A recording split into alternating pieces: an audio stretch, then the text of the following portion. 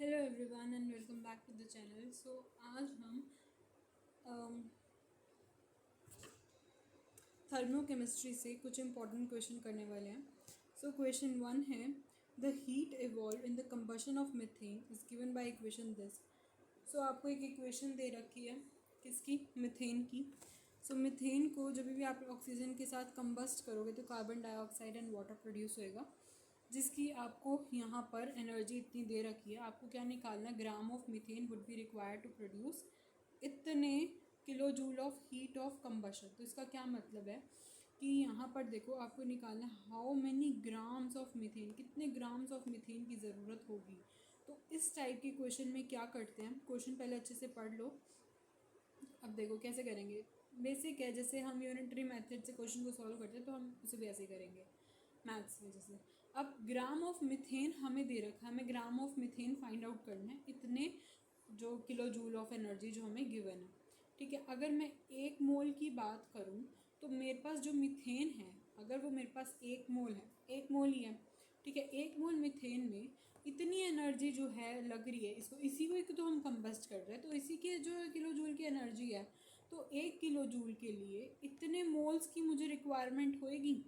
ठीक है, और अगर हमें इतने जो 445.15 किलो जूल के लिए निकालनी है, तो मैं कैसे करूँगी?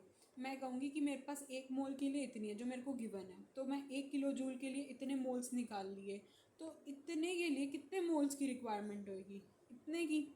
तो मैंने क्या किया, पहले 1 है ना, अब यहाँ पे माइनस का साइन है, नहीं यहाँ पे नहीं अभी, ठीक है। अब यहाँ पर क्या है कि इधर देखो, -1/890.3 आपने यूज़ किया है जो 1 किलो जूल के लिए। अब आपने क्या किया, इससे जब आप मल्टीप्लाई करोगे इसे, तो वो क्या आ जाएगा, ये आ जाएंगे आपके मोल्स। ये क्या आ जाएंगे? मोल्स।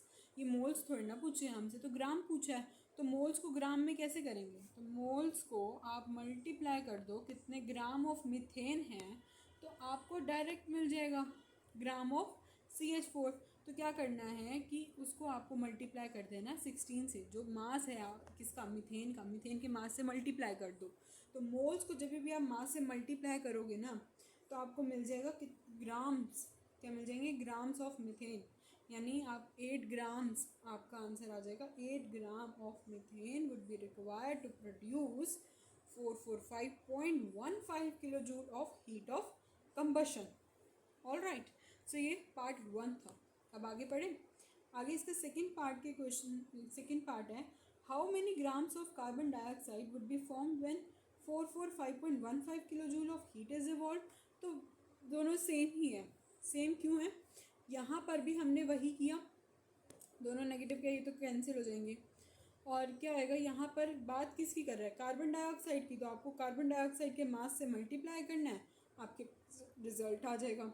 ये तो सेम ही है, ये वाला स्टेप सेम ही है। ये सेम कैसे है कि अगर 1 मोल के लिए इतनी, अब यहाँ पे कार्बन डाइऑक्साइड देखो कितने मोल है, कार्बन डाइऑक्साइड भी 1 मोल, अगर इसके आगे 2 होता तो उस अकॉर्डिंग चलते।